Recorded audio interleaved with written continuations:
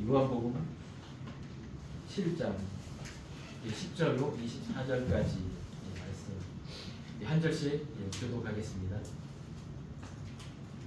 그 형제들이 명절에 올라간 후에 자기도 올라가시되 나타내지 않고 은밀히 가시니라. 명절 중에 유대인들이 예수를 찾으면서 그가 어디 있느냐 하고 예수에 대하여 무리 중에서 수군거림이 많아 어떤 사람은 좋은 사람이라 하며 어떤 사람은 아니라 우리를 미혹한다 하니 그러나 유대인들을 두려움으로 드러나게 그에 대하여 말하는 자가 없더라. 이미 명절의 중간이 되어 예수께서 성전에 올라가사 가르치시니 유대인들이 놀랍게 여겨 이르되 이 사람은 배우지 아니하였거늘 어떻게 그를 아느냐 하니 예수께서 대답하여 이르시되 내 교훈은 내 것이 아니요 나를 보내신 이의 것이니라. 사람이 하나님의 뜻을 행하려면 이 교훈이 하나님께로부터 왔는지 내가 스스로 말함이 아니라. 스스로 말하는 자는 자기 영광만 구하되 보내신 이의 영광을 구하는 자는 참되니 그 속에 불의가 없느니라. 모세가 너희에게 율법을 주지 아니하였느냐? 너희 중에 율법을 지키는 자가 없도다. 너희가 어찌하여 나를 죽이려 하느냐? 우리가 대답하되 당신은 귀신이 들렸도다. 누가 당신을 죽이려 하나이까?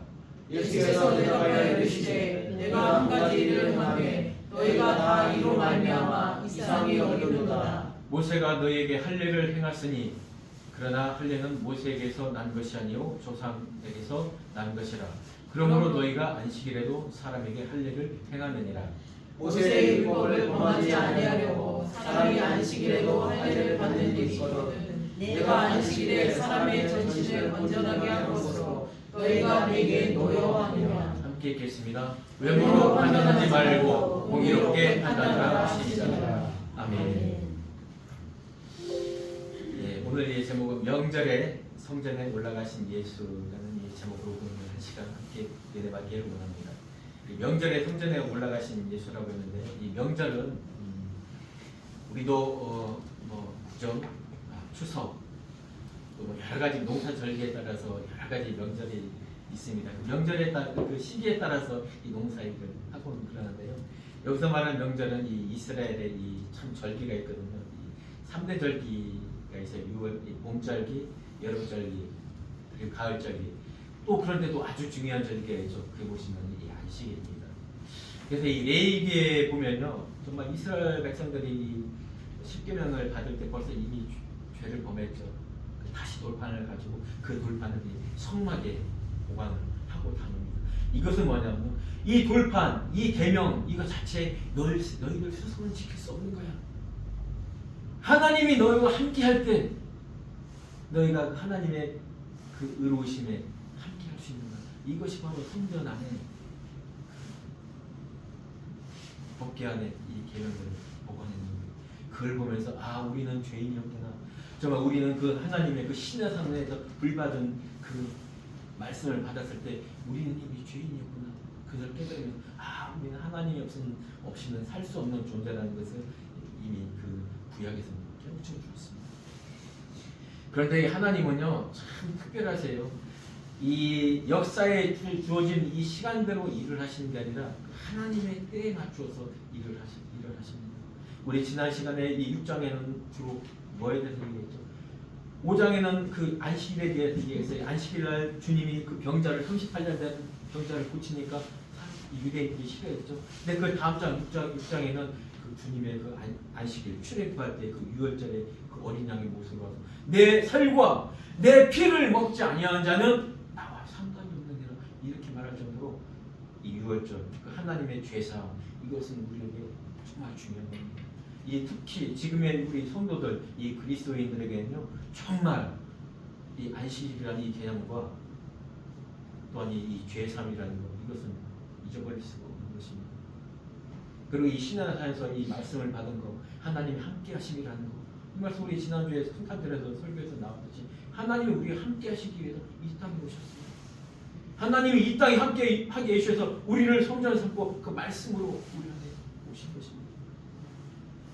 바로 이 7장은 이 초막절이라는 이 유대인의 절기를 향하여 하나님이 어떠한 일을 하시는지 또한 보여주실 거예요. 이 6장의 그 하나님의 6월절에 그 내 오병이어의 사건을 말씀하시면서 거기서 얻은 제자가 누구죠? 그 수많은 무리 15,000명 20,000명의 무리가 와서 그 오병이어의 그 기적을 맛보고도 결국은 남아있는 자들은 누구였습니까? 너희가 정말 원하는 것은 이 항상 먹는 이 눈에 보이는 이 음식, 눈에 보이는 이 안위, 먹고 마시는 거 이것, 지금으로 말하면 출세하고 내가 이름이 알려지는 거, 내가 열심히 살아가는 거, 이것에 너희가 목적이 있어서 나를 따라온 것 같은데 그것이 아니야. 내가 이것을 너희에게 이 표적을 보여주는 것은 너희가 내 말씀과 내 피를, 내 살을 먹지 않으면, 즉 너희가 내가 너희의 죄를 사하는 그 어린 양이라는 거, 너희가 나로 위해서 내가 십자가를 지은 게 바로 너희의 죄를 사하기 위해서 내가 십자가를 지은 것, 이것을 믿지 않는 자들은 나와 상관이 없노라 이 말을 하니까 다 떠나갔어요. 누구만 남았냐고? 12제자와 그들과 아주 가까운 자들, 그 무리들 불과 100여 명 말고는 다 떠나갔습니다. 정말 그래서 베드로가 고백하죠. 거기는 남아있는 제자들 중에 대표격으로가 바로 이 베드로입니다. 그 당시는 대표적인 사람이 한 명이 말을 하면 그와 비슷한 말은 아무도 꺼내지 않게 돼 있어요. 우리도 그렇잖아요. 우리 여기 뭐 목사님 계시지만은 누가 가서 내부적에 가서 이 교회에 대해서 물어보면은 목사님 딱 대답을 하면은 그 나머지 사람은 다 가만히 있잖아요. 그러면서 베드로가 우리가 영생의 말씀이, 우리를 구원하신 말씀이 주님이 여기 있는데 누가 떠나게 우리 어디로 가겠습니까? 이 딱 고백을 마친 다음에 여기서 6개월간 이 6월절 기간부터 이 초막절까지는 한 6개월 이상 정도 이 기간이거든. 이 동안요 주님은 그들의 제자들을 가르칩니다. 이것이 뭐냐면 6월절과 초막절 사이에 있는 그 오순절 성령 강림의 사건을 우리에게 보여주십니다. 주님이 우리에게 성령을 보내주시면서 하시는 말이 뭐죠? 그 전에 내가 너희를 고와 같이 내버려두지 않을 것이다. 내가 아버지께 가서 보내주실 그 성령이 내가 너에게 말한 것들을 가르쳐줄 것이며 기억나게 해줄 것이며 너희를 계속 인도하신다고 했어요. 주님은 갈릴리에서 6개월 동안은 이 성령의 사역처럼 계속 그 제자들을 가르치고 그 제자들에게 집중했습니다. 물론 7장 1절을 말했듯이 유대인들이 사실 유대인은 잡아 죽이려고 하는 그런 음모들이 있었기 때문에 또한 그때 가지 않은 거죠. 죽음이 두려워서 가지 않는 건 아닙니다. 이미 6장에서 내가 죽을 것을 이미 주님은 어떻게 죽을 것인지까지 말씀하신 분이 죽음이 두려워서가 아니라요, 하나님의 때에 이 명절에 이 초막절에 행해야 될 것이 있기 때문에 이때 가서 말씀해야 될 것이 있고, 하나님의 때 공생의 3년이 지난 그 6월절 그때 하나님 예수님은 십자가에 지시는 거예요. 우리의 때 시간, 이 땅의 역사의 때에 따라서 움직이는 분이 아니십니다. 그 하나님은 전지전능하신 그 하나님은요, 그 예수님은 하나님의 그 뜻에 순종하는 그런 분이에요. 우리 지난번에 얘기했지만 전지전능하신 하나님 아들 예수님이요 12제자 중에 그 다른 유다를 왜 회개시키지 못했을까요? 오병이의 그 떡을 먹은 그 자들 중에 왜 120명, 왜 12제자만 그걸 믿게 하고 나머지 먹었던 자를 믿지 않게 했을까요? 하나님의 뜻이고 하나님의 섭리고 하나님의 은혜에 따라 창세전에 택하신 자는 그들을 위한 십자가이며 그들을 위한 오순절이며 그들을 위한 나팔절이며 그들을 위한 재림이며 그들을 위한, 아니 우리들을 위한 그 천국이기 때문에 그것입니다. 여러분, 우리는 지금 성도를 하면서도 우리는 여전히 이 역사의 시간의 때, 이 물리적인 시간의 때에 따라서 살고 있습니까? 그럴 수 있습니다. 그래야 됩니다. 그것을 완전히 무시할 수는 없습니다. 그러나 우리가 더 집중해서 알아야 될 것은 하나님의 때가 무엇인지, 하나님이 내게 원하는 때가 무엇인지. 이 기독교는요, 이 다른 종교와 틀립니다. 기독교 자체는 종교하고도 틀린 것입니다. 특별한 것은 콜링이라는 게 있습니다. 우리는 부르시는 때가 있고요, 우리가 믿음을 받아들일 수 있는 그 때가 있습니다. 어떤 사람은 아예 성직자 가정에서 태어나서 어릴 때부터 받아들일 수 있지만은 그렇지 못한 자는 20대가 넘어서, 어떤 사람은 50이 돼서, 어떤 사람은 죽기 직전에 믿는 사람들도 있습니다. 이게 다 하나님의 때라. 우리는 그 때를 준비해야 됩니다. 그 때를 준비하기 위해서는 하나님의 말씀을 우리가 늘 묵상하며 들어야 되는 것입니다.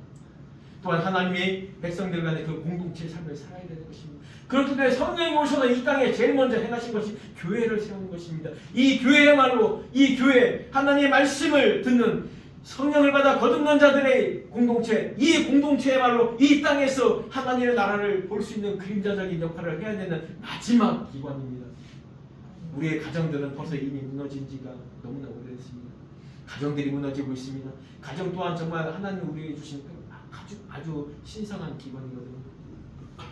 우리 각 사람, 우리의 가정 정말 소중한 것입니다. 내가 부모면 부모로서, 내가 자녀면 자녀로서 이 가정에 정말 온전함을 위해서 기도하며 충실해야 됩니다. 또한 내가 속한 그 교회 공동체에서도 또한 내가 행할 할 것이 무엇인지, 또 하나님의 때가 언제 올지 아무도 모르기 때문에 우리는 준비하는 그런 마음을 가져야 될 것입니다.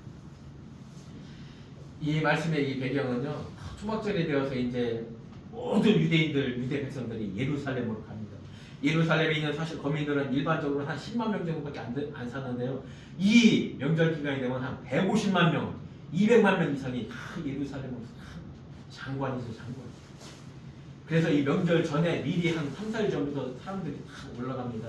그래서 이 예수의 형제들도 이제 올라갈 때가 됐는데 형한테 말하는 게 마찬가지예요. 우리 이제 갑시다. 그러니까 형님 보니까 500여의 기적도 하고 여러 가지 병자들 고침하는데 여기서 그 12제자들 뭐 작은 무리 데리고 하지 말고 예루살렘에 성전에 가서 한번 하세요. 그러면은 사람들이 놀랍게 여길 거 아닙니까? 그렇다 보면 우리도 혹시 압니까? 형님 덕으로 또 우리도 한 자리 차지할지 제자들하고 똑같은 생각을 했었습니다. 이때까지도. 그런데 예수님 그러죠. 너희는 먼저 가라. 내 때는 아직 괜찮아. 예수님 말합니다. 철저히 지금 이 물적인 때가 아니라 하나님의 때에 맞춰서 움직이는 겁니다. 이들이 올라간 다음에요. 한 중간쯤에 한 8일간의 기간이니까 한 4일 정도 요 정도가 됐을 때 올라갑니다. 어떻게 드러내어 올라가는 게 아니라 천천히 아무도 모르게 혼자 가게 됩니다. 혼자 가서 성전에 있다가 이제 올라가게 된 거예요. 근데 그때 그 예루살렘의 배경이 어땠냐면요. 예수를 죽이려고 하는 무리들이 있었습니다.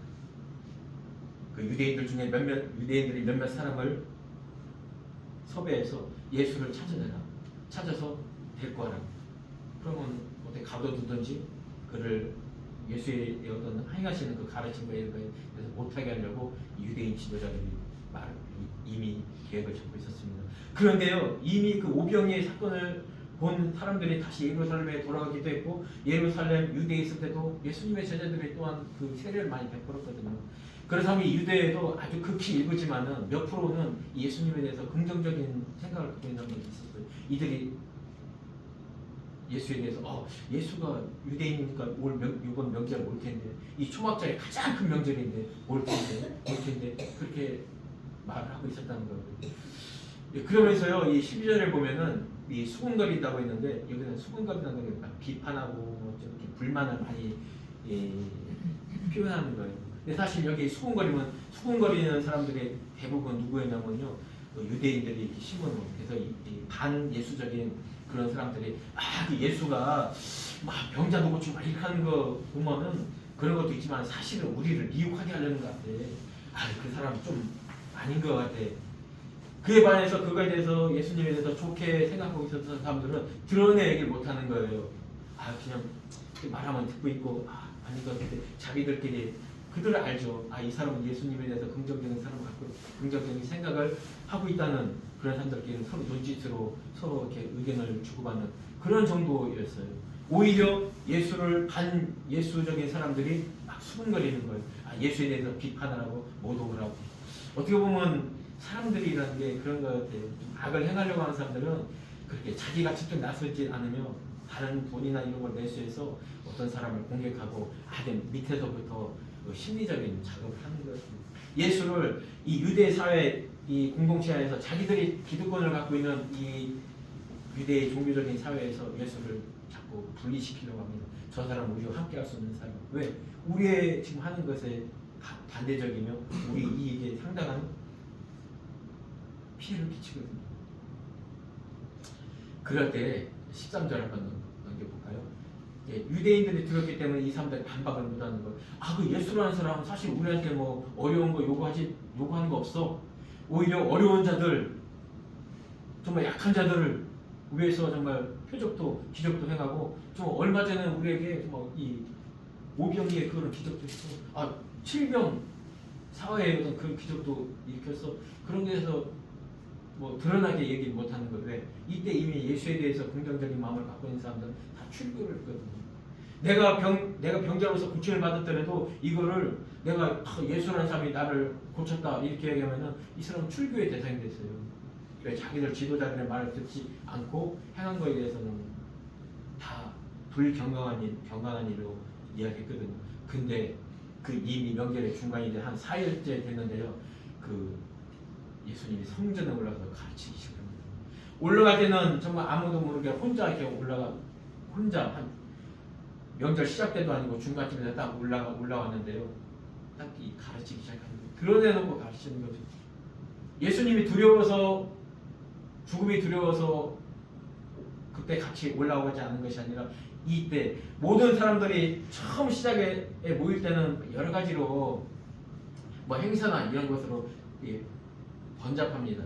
그런데 어느 정도 다 시간이 되면서 자기들의 어떤 위치를 찾게 되는 거죠. 그때 이제 예수님이 가르치기 시작하는 거예요. 근데 가르치는 내용은 나와 있지 않습니다. 그러나 15절 이후를 보면 어떠한 말씀하는지는 유추할 수 있어요. 한번 15절 한번 보겠습니다.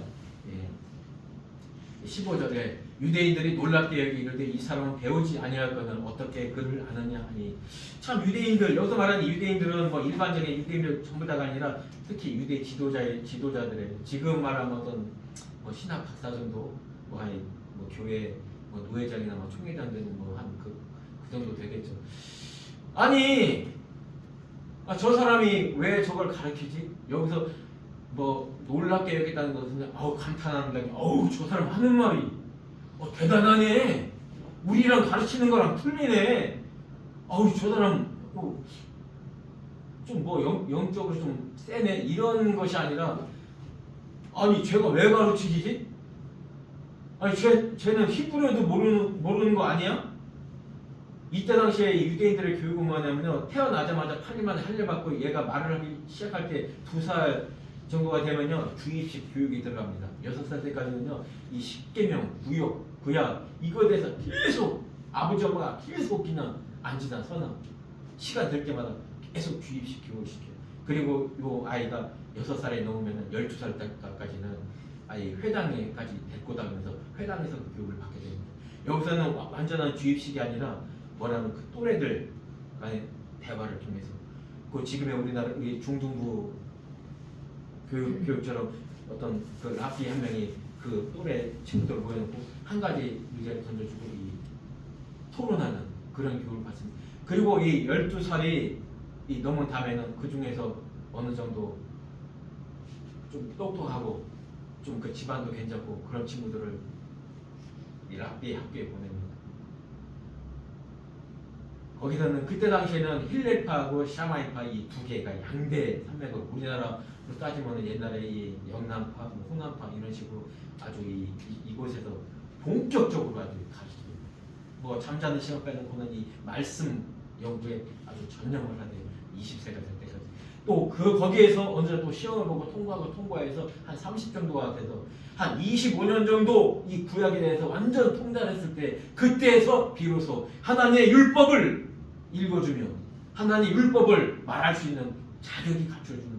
그런데 이들은요 그렇기 때문에 랍비 학교에서 제일 먼저 배우는 게 히브리어, 아람어, 뭐 헬라어는 뭐 기본적으로 배우지만 이 히브리어, 정통 히브리어, 구약의 그 히브리어를 배우게 됩니다.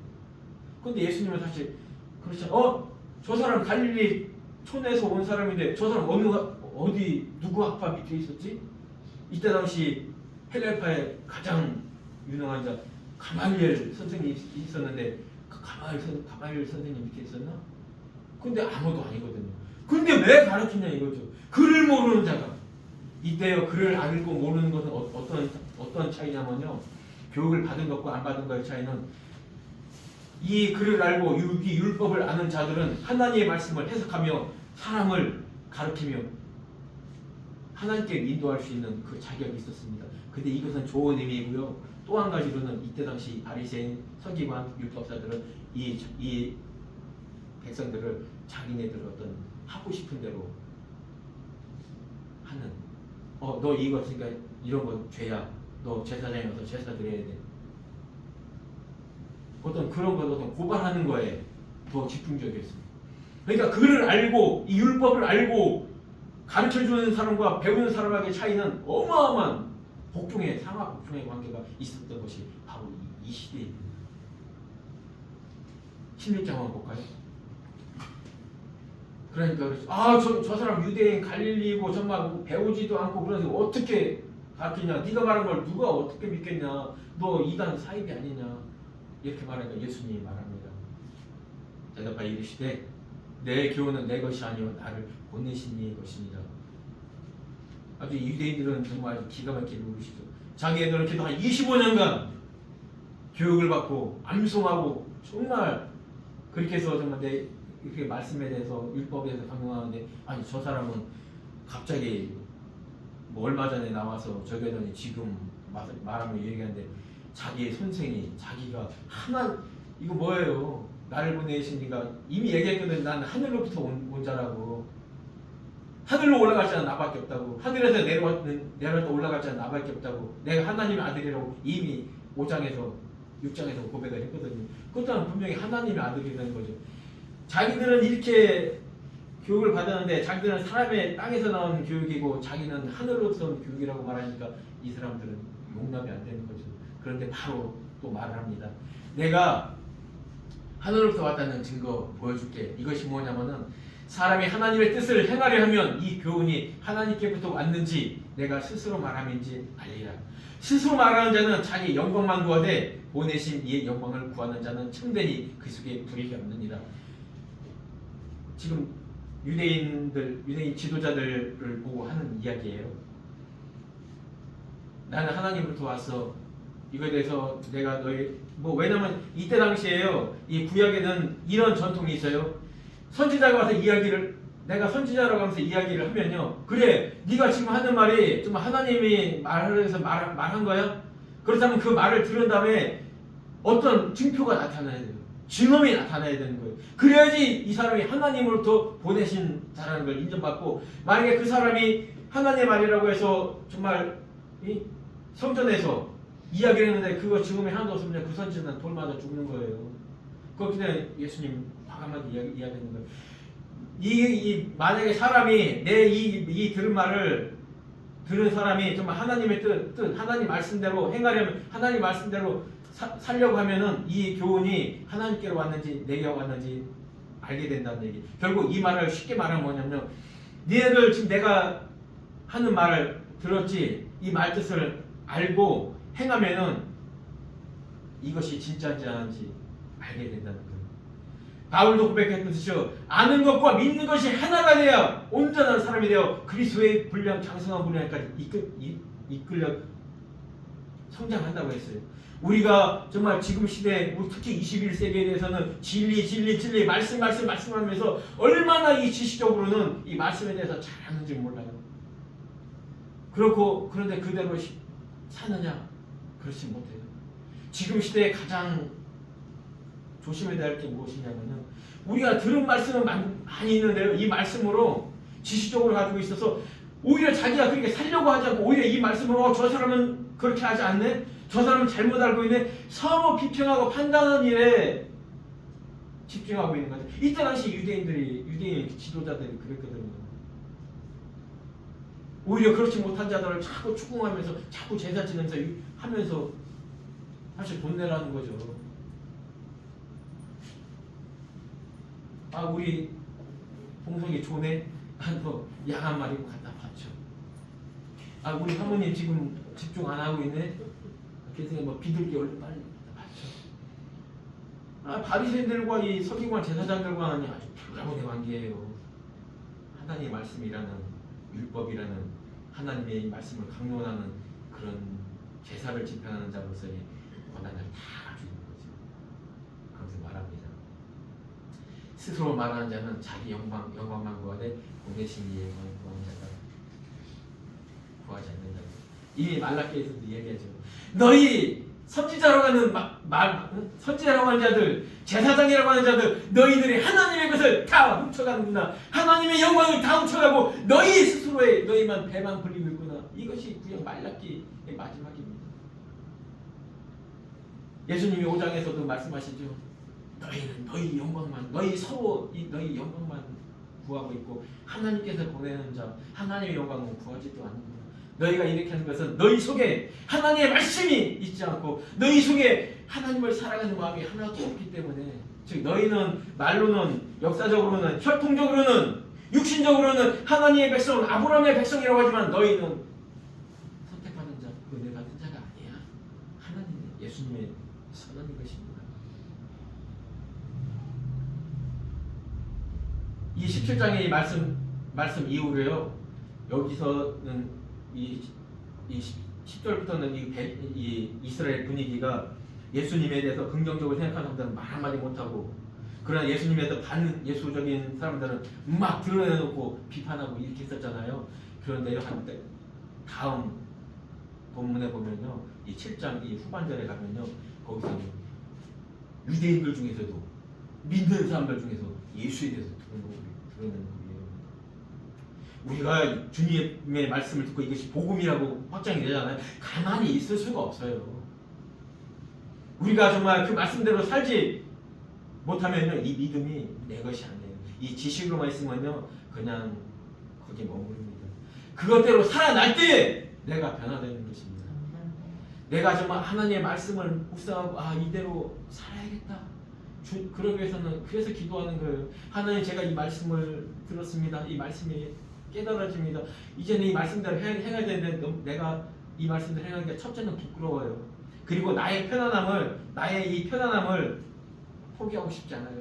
내가 나만 그냥 교회 잘 나가고 내가 그냥 하나님 말씀만 듣고 묵상하고 기도만 하고 있으면은 나는 편한데, 내가 이 자리에서 한 발짝 더 나가서 내가 하나님의 영광을, 세상의 빛과 소금으로서의 역할을 감당하려고 하면 쉽지 않거든요. 교회 내에서는 어떤 봉사는 좀 할 수 있어요. 그러니까 세상에까지 가서 그러면 제일 힘든 게 뭐냐면, 남한테 가서 다른 사람이 나와 다른 생각을 갖고 있는데 이 생각을 말할 때가 제일 부끄러워요.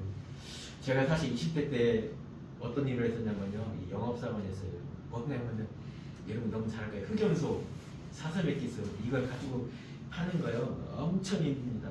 왜냐면 그때 당시 매스컴에서도 그 가짜다, 그냥 쑥물 끓여갖고 원가 10,000원밖에 안 되는 거 10만원, 이런 뉴스들이 많이 나왔어요. 근데 이걸 가지고 그 가게 점포 딱 열고 안녕하십니까 이게 들어가는데요, 이게 보통 힘든 게 아니에요. 딱 들어가면 바쁘면 잡상인 취급하듯이 어떤 사람들은 막 짜증은 내고, 근데 좀 교회 다니는 권사님들 같은 분도 있어요. 그런 분들은 나는 안 살 건데 그냥 커피나 한잔하고 가, 젊은이, 이런 분들도 있고. 근데 그분들한테 이것에 대해서 말하기가 보통 어려운 게 아니에요. 이것에 대해서 이미 한 달 정도 이 제품에 대해서 아주 그냥 토시 하나 틀리지 않고 그냥 한 10,000번은 외웁니다. 10,000번은. 근데도 그 앞에 가면요, 생각이 안 나요. 그런데 제가 말을 잘해서 이걸 파는 게 아니에요. 그 사람이 사주고 싶은 마음이 생기는 거예요. 이게 제가 처음 파는 게 어떻게 되는지, 수원에서 팔았는데요. 어렵더라고요. 제가 근데 다지만 서운한 게 되면, 제가 이 약을 팔아 다니지만 제가 기회가 되는 대로 제가 하나님의 말씀을 전하겠습니다. 그래서 한번 이렇게 먼저 이야기하게 되면 이렇게 하나님의 말씀을 전하고, 뭐 그런 교회에 대한 이야기, 예수님에 대한 얘기를 많이 해요. 그러다 보면 이제 갈 시간이, 퇴근 시간이 한 1시간밖에 안 남아요. 그냥 2개를 갖고 나와요. 2개 갖고 들고 가면 그 팀장한테 무지하게 먹습니다. 하나는 팔고 와야 되는 거예요. 하나님 어떻게 합니까? 그럼 한 군데 들어가기 전에 기도를 하고 들어가요. 그래, 응답이 온 것 같아. 이게 팔 것 같아. 딱 들어가면 근데 분위기는 그게 아니에요. 막 손님들 북적북적거리고, 말 한마디 끊을 수 없는 그런 상황이에요. 그래서 그냥 그 출입구에서 기다리고 있어요. 그러면 참 신기하게 거의 한 시간이 다 될쯤 돼서 그 손님들 돌아가면 그 주인이, 아저씨 아까부터 한 30분 전부터 서 있는데 뭔지 좀 이리 와버려요. 그럼 딴 얘기도 못하고 저 사실 이렇게 하다 보면 그 옆에는 가방이 뭐냐고 그때서 딱 이야기를 하면요. 그 사람이 가격도 그렇게 비싸지도 않는데 또 할부라니까 한번 줘보라고. 근데 이거는 하나보다는 두 개 같이 드셔야 좋다고. 그래서 처음 팔았어요. 그때부터 제가 그 일을 한 2년 했어요. 그래서 항상 약보다는 전도 먼저.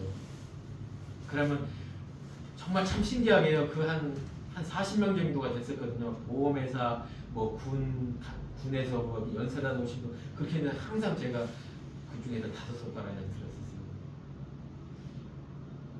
그럼 남들이 얘기하죠. 뭐 어떤 걸 그렇게 팔 수 있냐?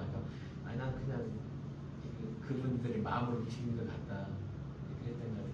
근데 말이 많이 반대로 가는데요. 예, 그렇습니다. 그렇게 살아가야 돼요. 주님, 제가 뭐 많은 그 역사의 시간에서 이 물건을 팔아야 되는 그 시간에 하나님의 말씀을 교회에 대한 이야기를 하고 있는다는 거 정말 얼토당토하던 않은 겁니다. 세상에서 보면 바보 멍청이라고 합니다.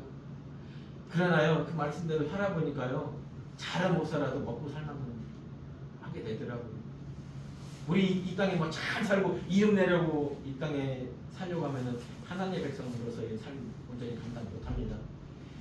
우리의 삶 충실하되 우리의 삶 가운데 중심에 하나님의 시간이 하나님의 과연 나에게 어떤 말씀하시고 하나님 내 삶을 어떻게 인도하시고 어떻게 이끌어 가시는가 그거에 대해서 준비하고 기도하는 그런 삶이 더 중심에 있어야 된다는 것입니다. 그러니까 말해요. 19절에 또한 이렇게 말합니다. 모세가 너에게 율법을 주지 아니하였느냐? 너희 중에 율법을 지킨 자가 없도다. 너희가 어찌하여 남을 죽이려 하느냐? 아주 무지막지한 말을 합니다.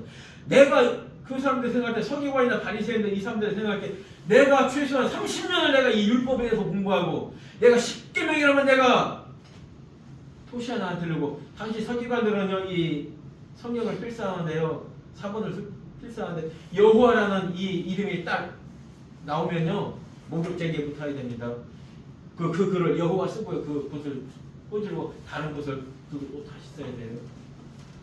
그런 서기관들 앞에서 그런 율법사들 앞에서 그런 유대인들 앞에서 너희는 율법을 지키지 않는다고 이야기합니다. 아주 무서운 말이죠. 근데 이 말이 무슨 말이냐면 이미 5장에 이미 그 안식일을 범했을 때 사람들이 이 안식일을 범했다고 유대인 지도자들이 죽이라고 했습니다. 그들이 많은 사람들이 볼 때도 그 안식일 날이지만은 38년 동안 병자돼서 결코 스스로는 고침받을 수 없는 그 사람을 주님이 기도로 고쳐주셨거든요. 그리고 자리를 들고 가라고 했다는 거. 그 두 가지가 안식일을 범한 거예요. 그랬다고 해서 그들의 마음에 죽이고 싶어하는 그런 마음이 있었어요. 처음에는 안 그랬겠죠. 뭐 요단강에서 막 세례 주고 뭐 저기 했을 때 그럴 때는 뭐 그렇게 뭐 죽이려고 생각 안 했는데 막 안식을 범하고 그러니까 그들이 죽이려고 했던 거예요.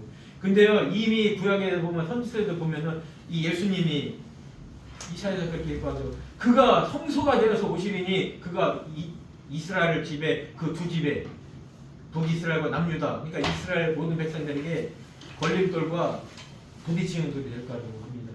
즉 예수님의 이 말씀이 그들이 지킨 율법과 그들이 생각하는 율법과 반하는 일들이 있을 거라는 것입니다.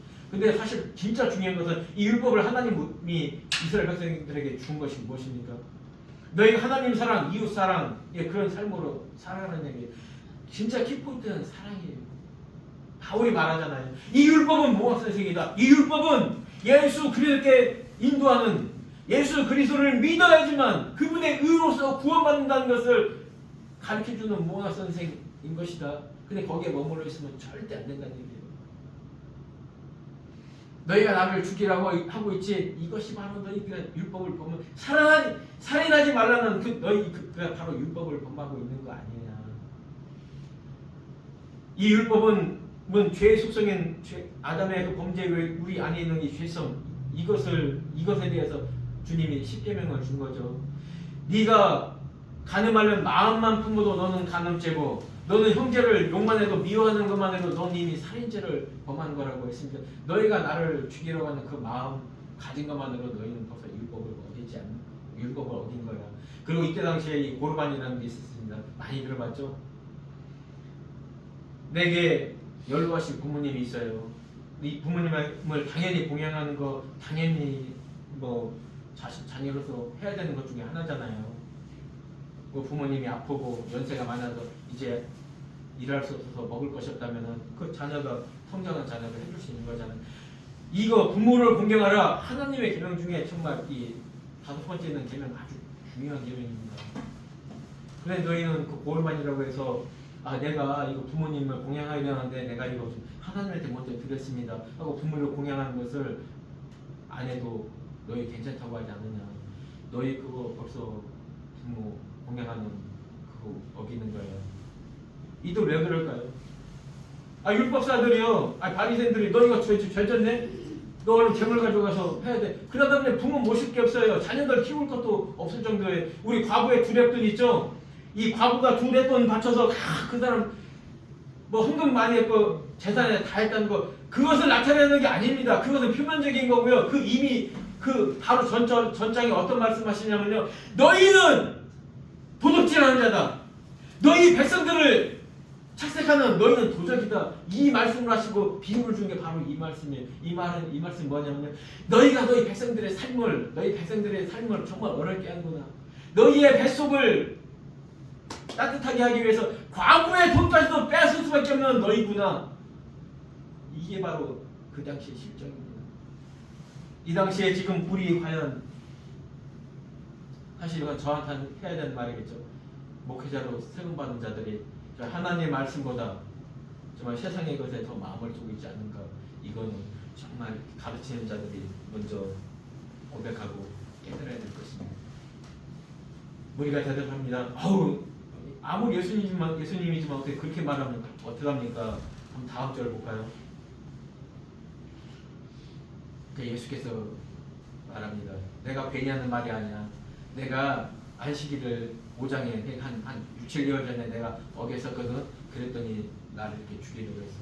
근데 사실 근데 너희들 이 모세 이들의 전통 중에 꼭 지켜야 되는 것이 이 안식일 범하면 큰일 나죠. 근데 이들이 또 범하면 안 되는 게 있어요. 이 할례를 또 범하면 안 돼요. 난지 8일이 되면은 할례를 무조건 주게 되어 있습니다. 그렇기 때문에 내 아들이 태어난 지 8일 됐어요. 근데 그날이 안식일이잖아요. 그래도 할례를 줘요. 그렇다면 안식일을 범하여도 여호와의 백성에서 끊어지는 것이고, 할례를 안 해도 끊어지는 거예요. 그렇기 때문에 너희가 내 자녀가 정말 하나님의 백성에서 끊어지지 않고 하나님의 백성에서 온전한 삶을 살기 위하여, 아들을 축복하기 위하여 그 여호와의 모세에게 준 10계명, 그 여호와의 안식일까지 범하지 않았느냐. 그렇다면 내가 정말 38년 동안 병자로서의 그 삶을 살았던 그 불쌍한 병자를 내가 그 안식일 날에 고쳐서 새로운 삶에 살게 해준 거, 이거 그렇게 죄가 되냐, 이렇게 말하는 거예요. 그러면서 23절, 4절 같이 보겠습니다. 모세 율법을 범하지 아니하고 사람이 안식일에도 할례를 받는 일이 있거든 내가 안식일에 사람의 전신을 건전한 것으로 너희가 내게 노여하느냐. 외모로 판단하지 말고 공의롭게 판단을 하시니라. 이 결론인데요. 판단하지 말라는 얘기예요. 하나님의 일을 하다 보면은 니네도 너희가 생각할 때 정말 생명을 존중하고 너희 자녀들이 잘 되기를 바라는 마음에서 율법도 어기지 않느냐. 때로는 사람이 이 땅에서 살다 보면은 법도 어기고 자기의 삶에 옳다 생각하는 것을 위해서 법도 어길 수 있는 거야. 그렇다고 그 사람이 하나님을 떠난 자도 아니며 하나님을 반역하는 자도 아니고 하나님을 없다하는 자도 아니다. 이거예요. 결론적으로 이렇게 말하죠. 너희가 외모로 형식적으로 겉에 드러나는 것으로 판단하지 말고 공의롭게 이 자가 하나님의 백성이며 하나님의 말씀만 있는 자면 서로 하나가 되라는 이야기입니다. 여기서 판단하지 말라는 것은 뭐냐면 산상순의 마지막에 비판하지 말라. 비판으로 내가 비판받으리라. 이 비판이라는 이 말에서 파리새가 나온 거예요. 이 비판이라는 말이 판단하지 말라는 게 뭐냐면 이 원어 속에는 구분하다는 얘기예요. 너는 나와 틀린 자야. 너는 죄인이네. 너는 세상 사람이야. 아니야. 계속 이거 분열밖에 안 하는 거예요. 선악과를 먹은 그 아담이요. 제일 먼저 분리된 게 무엇이냐면 하나님으로부터 분리가 돼버려요. 내가 벗었으므로 부끄러워서 하나님을 피해버리잖아요. 판단하지 말라는 거예요. 그래서 그 하나님의 말씀이 법궤 안에 있고요. 우리를 성전 삼으시고 우리 안에 말씀으로 오신 분이 그 주님이십니다. 이 6월절의 오늘 이 초막절, 이 초막절은 사실 나팔절하고도 관계가 있는데요. 오순절 성령의 사건으로 우리가 함께 하신 이 주님, 이 나팔절, 이 가을절기의 뜻이 분명히 하나님은 이 땅에 나팔과 함께 재림하십니다. 똑같은 초림의 모습처럼 올라가신 그 모습처럼 육신과 온전한 영으로 이 땅에 오십니다. 주님의 오순절을 맥주절을 따로 지키진 않았어요. 왜? 그것은 영으로 오셔서 한 일이기 때문에 이 땅에서 육신으로 하실 그 일은 분명히 일어나는 것입니다. 요한계시록 19장에 어린 양의 혼인잔치 준비를 했는데 그 백마탄 그 왕자가 오죠. 백마탄자 주님이 오시는 거예요. 우리 신부들을 모으게 되는 거죠. 그리고 백보자 심판이 있는 것입니다. 6월절 그 죄의 심판. 우리의 죄는 이 땅에서 여전히 우리는 죄를 지고 살아요. 근데 하나님의 그 백보자 심판에서 완전 최종 이미 결론난 결론에 도장을 찍어버리는 게 백보자 심판입니다. 그래갖고 나서 우리가 새하늘 새 땅에 들어가게 됩니다. 주님은 이 절기를 통해 말하고 계십니다. 주님이 이 땅에 오셨고 성령을 통하여 이 교회가 이루어지고 이끌어져 간다면 분명히 주님의 그 재림을 통하여 우리의 모든 죄는 사함받고 우리가 그리스도의 신부가 되어서 그리스도의 집, 예수 그리스도의 집, 하나님 나라의 집 그곳에 분명히 갈 것입니다. 우리는 이것을 결코 잊지 말고 우리는 이 땅에서의 시간에도 충실해야 되지만 그 충실의 그 중간에 가장 중요한 그 자리에 하나님의 시간을 기억하고 하나님의 시간 때를 위하여 기도하며 준비하고 그때 순종할 수 있는 그런 우리가 되기를 주님의 이름으로 축복합니다. 기도하겠습니다. 하나님 감사합니다. 오늘의 말씀을 통하여 우리 심령 가운데 좀 하나님 말씀대로 살아갈 때에 우리의 믿음이 온전하여지며 우리 하나님 말씀에 순종할 때에 우리의 믿음이 장성하여지는 것을 이 시간 깨닫게 되었습니다. 또한 우리가 사람을 외모로 판단하는 것이 아니라 나의 것과 틀리다고 해서 판단하는 것이 아니라 주님처럼 아우르며 용납하는 그래서 하나님의 사랑을 온전히 드러내고 세상의 빛과 소금의 역할을 잘 감당하는 우리의 삶이 될 수 있도록 주님 우리에게 힘주시고 은혜를 충만히 부어 주시옵소서. 그래야 그 나라 가는 그때에 주님의 신부로서 하나님의 자녀로서의 온전한 모습으로 주님 앞에 설 수 있도록 주님 함께해 주시옵소서. 사랑하는 우리 주 예수 그리스도의 이름으로 감사하며 기도합니다. 아멘.